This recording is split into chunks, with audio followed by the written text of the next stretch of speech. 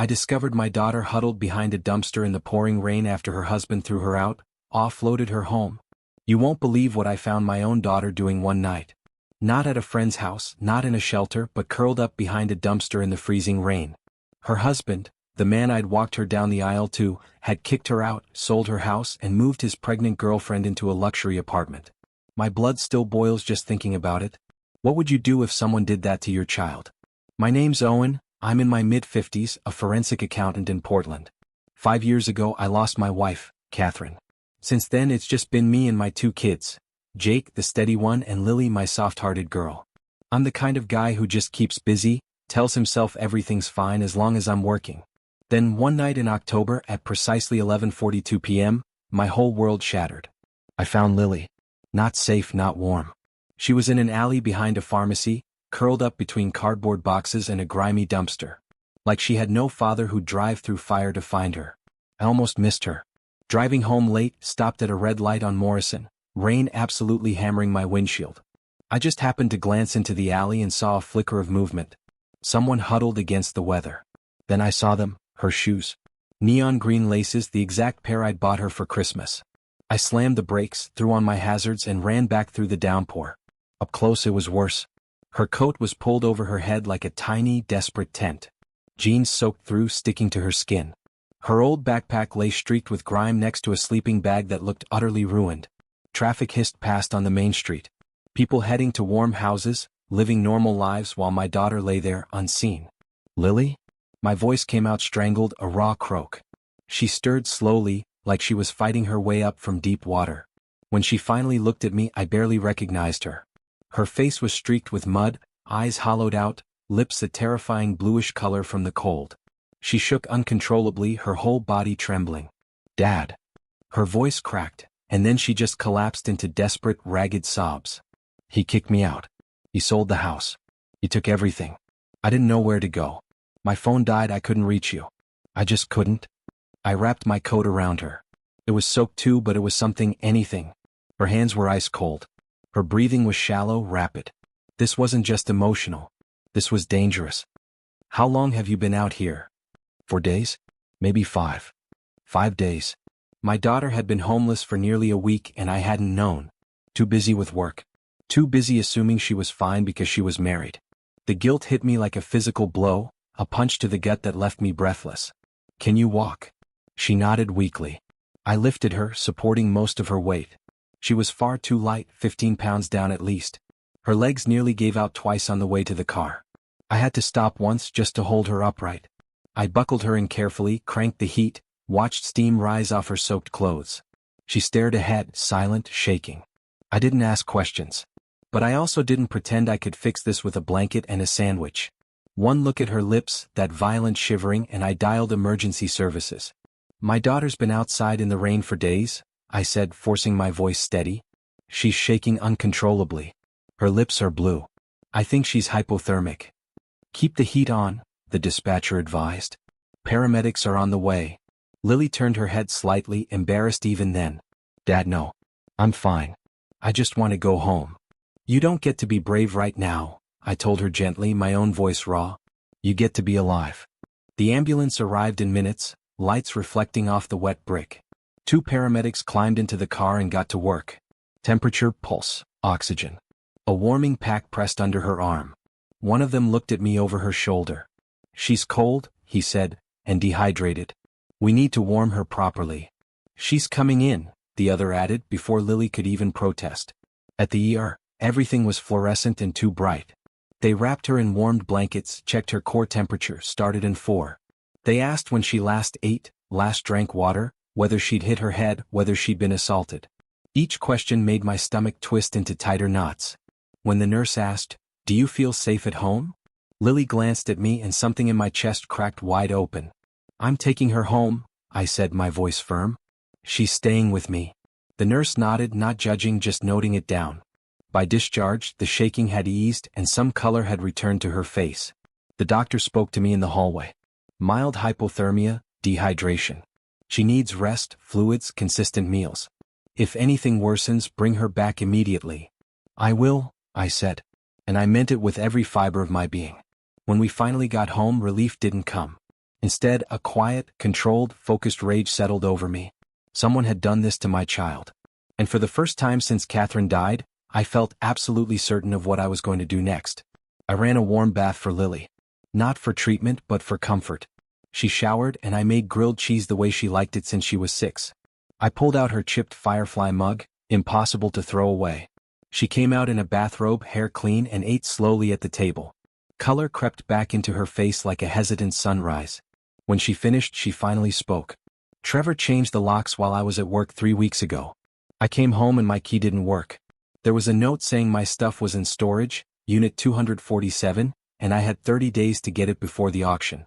And that I shouldn't contact him again. Trevor Morrison. The man I'd walked her down the aisle to marry just 3 years ago. The man who'd seemed so steady, so safe. Where is he now? I asked, my voice tight. Riverside Towers. With his girlfriend. She looked down at her hands. He showed me pictures while he was packing. Told me how much better the view was, how he was finally going to live the life he deserved. My stomach turned. He sold the house. She nodded. When her phone finally powered on, she showed me everything. Wire transfers. $398,000 from the sale of the home her mother had left her. All sent to an offshore account in the Cayman Islands. Withdrawals totaling $190,000. And then, a forged notarization. Transferring the deed into his name 6 months earlier.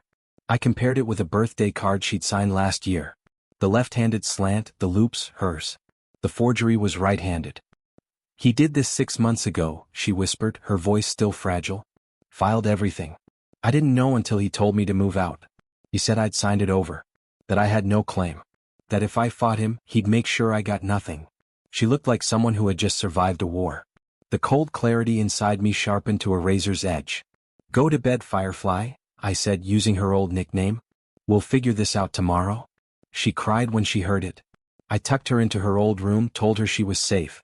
Then I sat in the kitchen with her phone and went through everything. Every text, every email, every document. By 5 a.m. I had a complete timeline. By 6 o'clock, screenshots backed up to multiple cloud drives.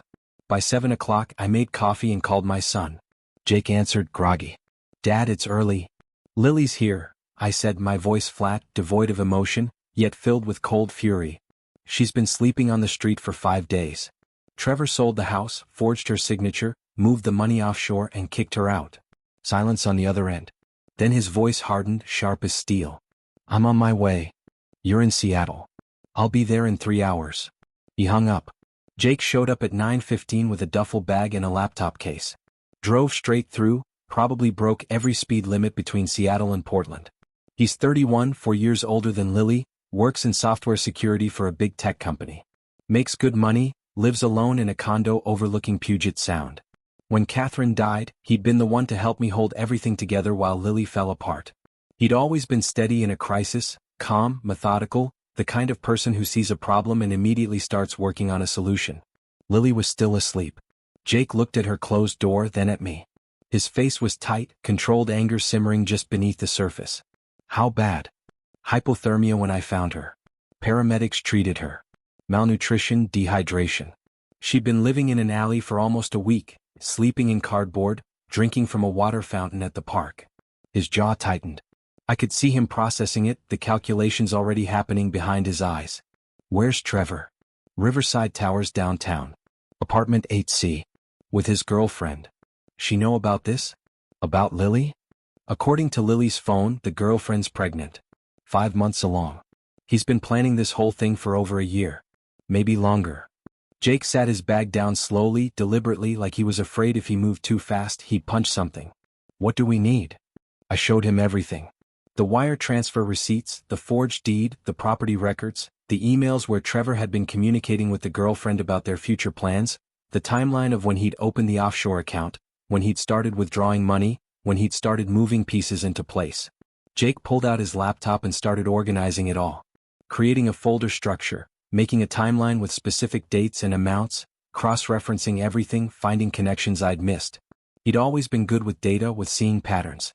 It's what he did for a living. This signature, he said after 20 minutes, pulling up 2 images side by side on his screen. Completely different. Look at the pressure points, the angle, the flow. He didn't even try to match her handwriting. Just signed his name in a different style and hoped nobody would check. This is going to be easy to prove. Any forensic examiner will spot this in 5 seconds. Yeah. We taking this to the cops. After I talk to a lawyer. Get a strategy first. Make sure we do this right. Lily came out around 9:30 rubbing her eyes. She saw Jake standing in the kitchen and froze. Then she was across the room in 3 steps, throwing her arms around him. He held her for a long time. Didn't say anything. Just let her cry against his shoulder while he looked at me over her head, his expression saying everything he wasn't saying out loud. When she finally pulled back, he looked down at her, his voice gentle. You eat yet? She shook her head. Come on, let's fix that. He made breakfast. Scrambled eggs with cheese, toast with butter, bacon crispy the way she liked it, orange juice. I watched them, and for the first time in a long time, I felt something I hadn't felt since Catherine died. My family. Together. The way we used to be. Before life got complicated, before everyone scattered. After breakfast, we sat at the kitchen table, a fresh pot of coffee, papers spread out across the surface. Jake had his documentation organized in a binder. Evidence, timeline, communications, financial records. Here's what we have, Jake said, flipping through the pages. Forged signature on the deed transfer. That's felony forgery. Wire fraud for moving the money offshore without reporting it. That's federal. Theft by deception for selling property he had no legal right to sell. Probably more once we dig deeper into his finances. Can we get the money back? Lily asked quietly, her voice small, fragile. We can try, I said. But first we need to make sure he can't move it again. If he figures out we're coming after him, he'll transfer everything somewhere else. Somewhere we can't track it. I pulled out my phone and called Richard Porter at 10:45. He'd handled Catherine's estate 5 years ago, helped us navigate the probate process, made sure the house transferred to Lily clean and clear. He was smart, thorough, and absolutely ruthless when he needed to be. I'd watched him destroy Catherine's sister's attorney when she tried to contest the will. It had been surgical. He answered on the second ring. Owen, it's been a while. How are you? Rich, I need you. It's about Lily. His tone changed immediately. Professional, focused. What happened? I told him all of it. The forged deed, the offshore account, the girlfriend, Lily sleeping in an alley. When I finished, there was a long pause on the other end. Owen, what you're describing is multiple felonies. This isn't just a civil matter. Forgery, wire fraud, theft. This is criminal court territory. Good, I said. I'm serious. This guy is looking at real prison time if we do this right. Even better. Can you freeze the accounts? I'll file for an emergency freeze today. We'll push for an expedited hearing. If the evidence is as clear as you're describing, we should be able to get movement on this. After that, we need to get police involved. Financial Crimes Unit. They'll want to open their own investigation. Do it. Whatever it takes. I'll bring Lily to your office this afternoon. 2 o'clock. I'll clear my schedule. I hung up. Looked at Lily and Jake sitting across from me. We do this clean, I said. By the book. No emotional decisions that compromise the case. No confrontations that give him ammunition. We let the system work. We let the evidence do the talking. Jake nodded. Agreed. Lily looked between us. What are you going to do? Get your money back. Make sure he goes to prison for what he did, and make sure everyone knows what kind of person he really is. I don't want revenge, she said quietly. I just want to move on. I just want this to be over. I leaned forward. Firefly, this isn't about revenge. This is about consequences. What he did to you was a crime. Multiple crimes. And if we don't stop him, he'll do it to someone else. The next girlfriend, the next wife, the next victim. This has to end here. She was quiet for a moment, then nodded slowly. Okay. That afternoon at Porter's office, Lily sat across from him and went through everything again. He took notes, asked questions, made copies. His expression got harder with each document. When she showed him the forged signature, he actually laughed. Short, sharp. This is amateur hour. He didn't even try. Any examiner will tear this apart in minutes. Over the next week, doors closed around Trevor like a trap snapping shut. We filed papers, made copies, delivered documents, waited for hearings, and watched it happen. Porter filed for the emergency freeze and pushed hard with the evidence we had. The hearing happened Thursday morning. The judge reviewed the documentation. The hearing took 20 minutes. The judge agreed the signature analysis was compelling and the offshore transfers raised serious concerns. $267,000 still sitting in the account. The rest had already been spent on the apartment down payment, furniture, and what looked like a $20,000 engagement ring for the girlfriend. Detective Karen Mills from the Portland Police Bureau's Financial Crimes Unit reviewed everything Friday afternoon. She was mid-40s, sharp eyes, no-nonsense demeanor. A former IRS investigator who'd switched to law enforcement. She looked through the documents for 30 minutes, asking pointed questions, making notes. Then she looked up at us. "This is textbook fraud," she said flatly. "I'm opening a formal investigation. I'll need to get warrants for his financial records, bank statements, credit card transactions, employment records, everything. We're going to build an airtight case." Meanwhile, Jake kept digging. Found something else buried in Trevor's emails. Trevor worked at Kellerman Consulting as a senior analyst. Commercial real estate deals. Big money. And he'd been skimming. Jake put together a package showing how Trevor had been stealing from client accounts over the past 3 years. Small amounts at first, then bigger. Always just under the threshold that would trigger automatic audits, hiding it in the same offshore account he'd used for Lily's house money. Total theft, around $130,000. Jake's documentation was thorough. Dates, amounts, account numbers, transaction IDs, everything Kellerman would need to fire him and press charges. He sent it to Porter, who forwarded it to Detective Mills with a note suggesting she might want to notify Trevor's employer. Kellerman's legal team was informed and launched their internal investigation. They confirmed the theft and terminated Trevor's employment. Security escorted him from the building. They filed their own criminal complaint. Wednesday, Mills called me. "We're moving forward with arrest. The evidence is solid. The forged signature, the offshore transfers, the employer theft. It's enough. We're picking him up tomorrow morning." Thursday morning, FBI agents and Portland police detectives walked into what used to be Trevor's office building. He was there cleaning out his desk. They read him his rights in the lobby. Cuffed him in front of the receptionist, his former boss, his former coworkers, everyone watching. Mills called me after. She sounded satisfied. "He's in custody. Bail hearing tomorrow morning at 9. Over the following days, something shifted in Lily. Small things at first. She started checking the locks on my doors at night. Multiple times. I'd hear her get up around 2 in the morning, walk through the house, test every window, every door, come back to bed, get up again an hour later and do it again. She flinched when keys jingled. When my phone rang unexpectedly. When someone knocked on the door. One morning, I found her sitting at the kitchen table at 6 a.m., still in her pajamas, staring at her phone. Not scrolling, just staring at the lock screen. "You okay, Firefly?" "I keep thinking he's going to show up," she said, her voice barely a whisper. "That he's going to find a way to hurt me again. That he's going to take something else." I sat down across from her. "He's in jail. He can't get to you." "I know. Logically, I know that, but I still check the locks. I still jump when I hear footsteps outside. I still feel like he's watching me somehow." Jake came down around the same time, heard the last part, sat down with us. "That's normal. You're safe now, but your brain hasn't caught up yet. It takes time." She nodded, wiped her eyes.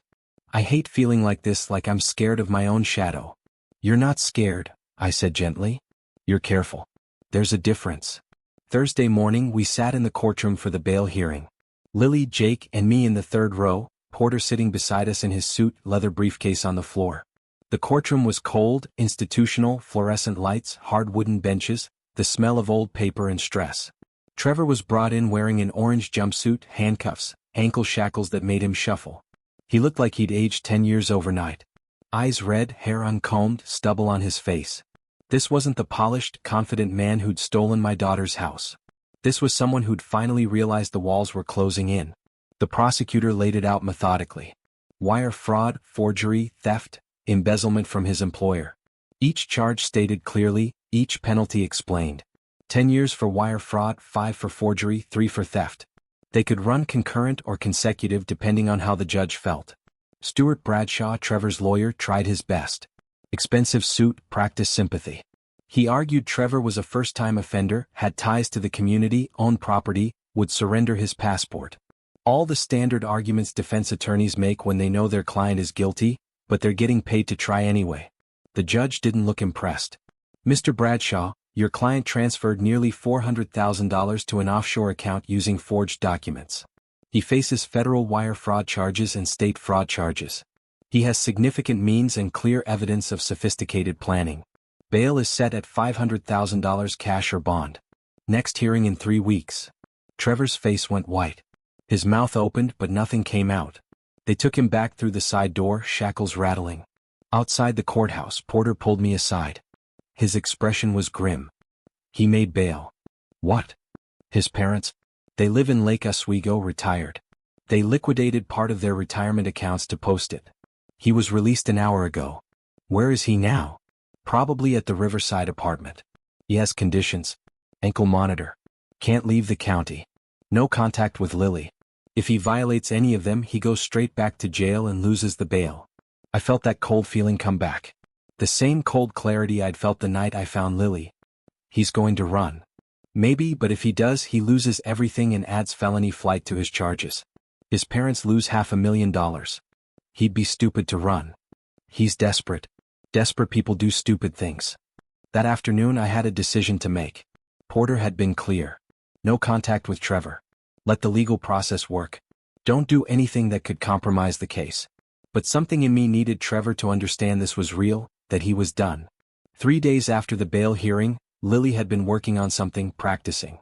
I'd heard her in her room talking to herself, going over words, stopping, starting again. She came out to the kitchen where Jake and I were having coffee. I want to go, she said. Go where? Jake asked. To his apartment. I want to confront him. I want him to see that I'm not broken, that he didn't destroy me. I looked at her. Really looked. She was standing straighter, voice steadier, eyes clearer. You sure about this?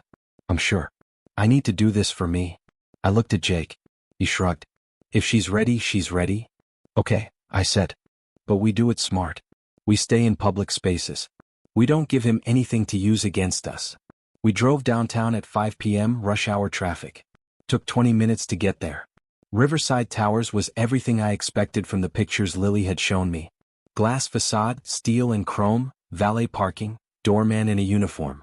The kind of building that cost $3,000 a month for a one-bedroom. We walked past the doorman without slowing down. Confident stride like we belonged there.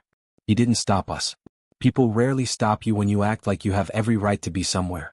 Elevator to the 8th floor. Soft music playing. Mirrors on the walls. We rode up in silence. Outside apartment 8C, I could hear voices inside. Trevor's voice higher pitched than normal. Stressed. A woman's voice responding. The girlfriend probably. Vanessa something. Young naive. Didn't know what she'd gotten herself into. I knocked. 3 sharp raps. Footsteps inside. Quick light then a heavier one. Trevor's. The door opened. Trevor stood there in expensive loungewear. Lululemon joggers, designer hoodie that probably cost $200, holding a glass of wine in one hand. Behind him I could see the apartment. Open floor plan, modern furniture that looked like it came from West Elm or Restoration Hardware, floor-to-ceiling windows with a view of the river. Everything sleek and perfect and paid for with stolen money. He saw me and his expression shifted through several emotions in quick succession. Annoyance at being interrupted, recognition, then pure alarm. What do you want, Owen? We have nothing to talk about. Tell Lily to stop harassing me or I'll get a restraining order. She hasn't contacted you once. She's been recovering in the hospital and at home. He blinked. That's not my problem. I pulled out my phone slowly. Deliberately let him see exactly what I was doing. Accounts frozen. Case is open. Your lawyer calls ours. His face changed. Color draining, starting at his forehead and working down. His hand tightened on the wine glass until his knuckles went white. A woman appeared from the kitchen area. Young, mid-20s at most, blonde hair in a ponytail, very pregnant, probably 6 months based on the size of her belly. She was wearing expensive maternity clothes. Everything about her screamed, kept woman, trophy girlfriend. Trevor, who is this? Nobody. Trevor snapped without looking at her. Go inside, Vanessa. But then Lily stepped forward, her voice firm, strong. Not the broken girl from the alley. Not the scared victim checking locks at 3 a.m. This was someone who decided to stop running. I'm not nobody. She looked at Vanessa, voice steady. No tremor, no weakness. I'm Lily. His wife. You must be Vanessa. I came because I was done being erased. And I wanted you to hear the truth from me. Vanessa's eyes widened. Her hand went protectively to her belly. Lily kept going, each word deliberate. He sold my house, the house my mother left me. Forged my signature on legal documents, stole nearly $400,000, left me with nothing. Left me homeless. You're standing in an apartment he bought with money he stole from me. That's not true, Trevor said, but his voice cracked, lost all conviction. The handwriting analysis came back yesterday. Lily held up her phone, showed them both the forensic report. Preliminary assessment confirms forgery. Right-handed signature when I'm left-handed. Different pressure points, different angle. The expert is ready to testify. Trevor lunged forward, tried to grab the phone out of her hand. Jake moved faster, stepped between them. Controlled, not aggressive, just a solid wall. Trevor swung, wild, panicked, connected with Jake's shoulder. The elevator dinged behind us. Doors slid open. A couple in their 50s stepped out carrying grocery bags. They saw the scene, stopped, stared. Trevor tried to close the door. I put my foot against the frame. Didn't cross the threshold, just held my ground. Public hallway. Not trespassing. Get out. Trevor said louder now, desperate. Get out of my apartment. He swung again. Jake caught his wrist, held it. Didn't twist, didn't hurt him, just stopped him. The couple backed toward their unit, watching. Should we call security? The woman asked. Yes, I said, my voice calm, leveled. He assaulted my son. Trevor yanked his arm free, stumbled backward into his apartment, lost his balance. The wine glass fell from his other hand, shattered on the hardwood floor. Red wine splattered everywhere. Across the floor, the walls, his expensive joggers, the pristine white baseboard. Security arrived within 90 seconds. Two guys in uniform saw the broken wine glass, Trevor's face. The couple standing there watching. They put it together quick. One of them looked up at the plaque beside the door, then wrote the unit number down on a little notepad, like Trevor was a problem tenant they had been waiting to document. What's going on here? This man assaulted my son, I said, gesturing to Jake. There are witnesses. They attacked me. I was defending myself. This is my apartment. We're in the hallway, I pointed out. Public space. And they saw what happened. We can take statements, the guard said. And we'll file an incident report. I looked at Trevor, held his eyes, let him see that I wasn't angry, wasn't emotional, just absolutely, terrifyingly certain. This goes through the lawyers. We walked to the elevator. All three of us got in. The doors slid closed. Inside, Lily was shaking. Not from fear but from adrenaline. From finally standing up to him. Jake looked at her. You okay? Yeah. She laughed, short, sharp. Actually, I really am. 2 days later, Lily was leaving Porter's office. I was at work. Jake was at my house. Lily called me at 3:30. Voice shaking but controlled. Dad, Trevor's here. Parking garage under Porter's building. He's waiting by my car. Stay where you are. I'm coming. I called Jake. Get to Porter's building. Parking garage. Now. I made it in 12 minutes. Jake pulled up 30 seconds later. We went in together.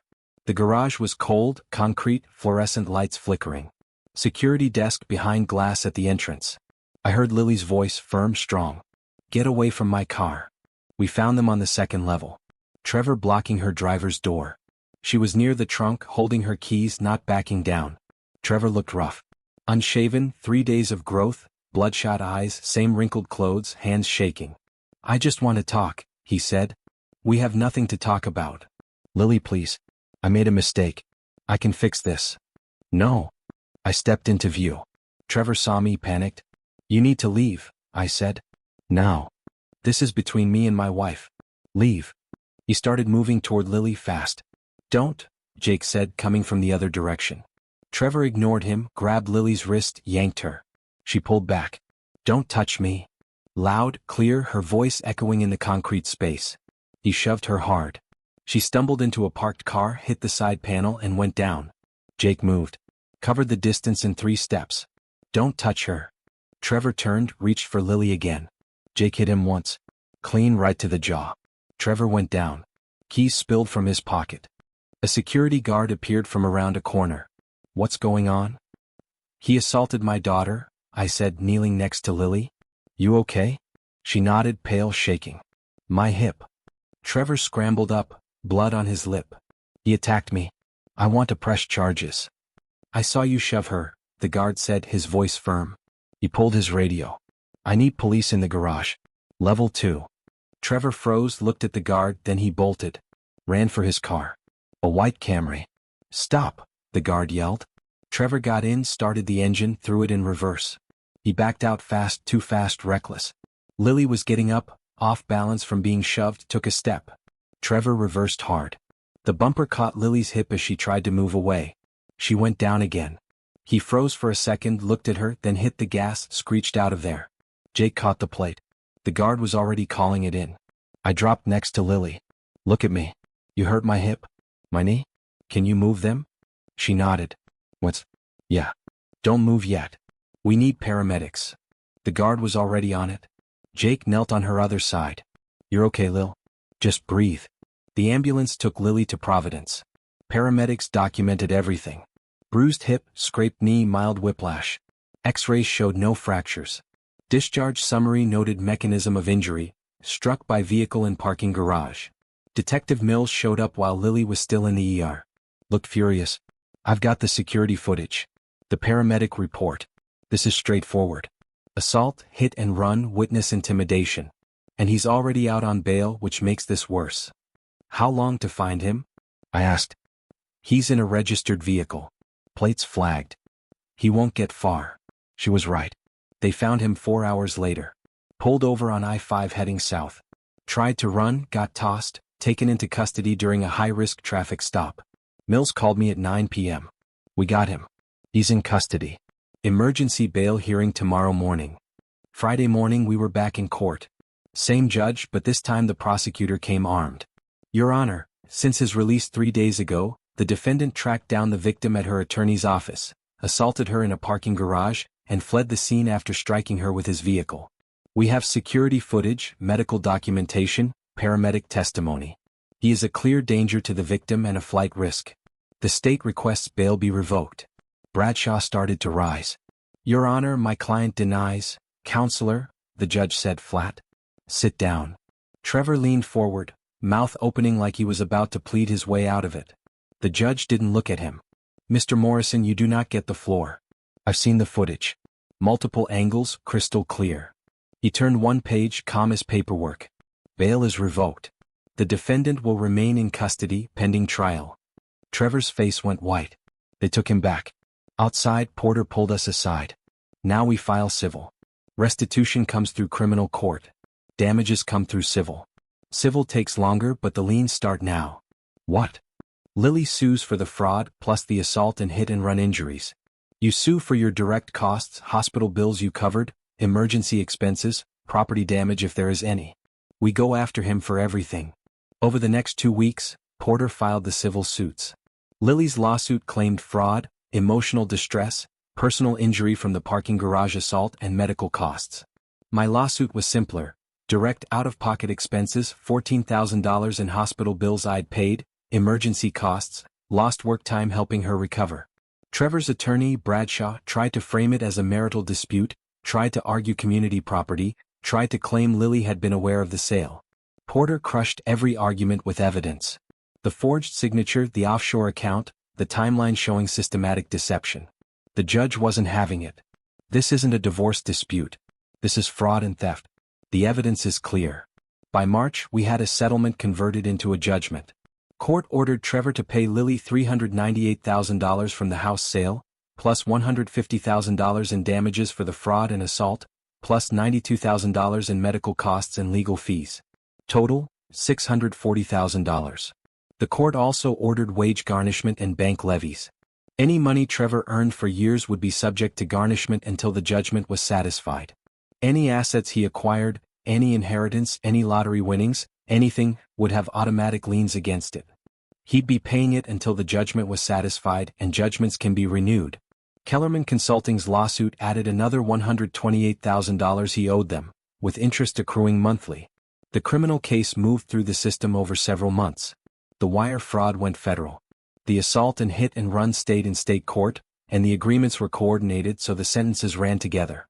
The evidence was overwhelming. Security footage from multiple angles, witness testimony, medical records, forensic analysis. Trevor's own financial records that showed everything. His attorney recommended taking a plea deal. Fighting it would mean years of trials and almost certainly more prison time. Trevor pleaded guilty to all counts. In exchange for the plea, they recommended a combined sentence. 8 years in federal prison, expected to serve about 85% with good time credit, followed by 3 years of supervised release. The judge accepted it. At sentencing, Lily gave a statement. Short, direct. He didn't just steal my money. He stole my home, my security, my ability to trust. He left me homeless in the rain. Then he hunted me down and tried to hurt me again. I want him to understand that what he did has consequences, real consequences, and I want to make sure he can never do this to anyone else." The judge looked at Trevor. "The court accepts the plea agreement. 8 years in federal prison followed by 3 years supervised release. Permanent no-contact order. All restitution and civil judgments remain in effect." They took Trevor away. He twisted his head toward us like he wanted one last reaction. The deputies kept walking. Nobody followed his gaze. Outside the courthouse, Lily looked at me. "Is it really over?" "Yeah, Firefly. It's over."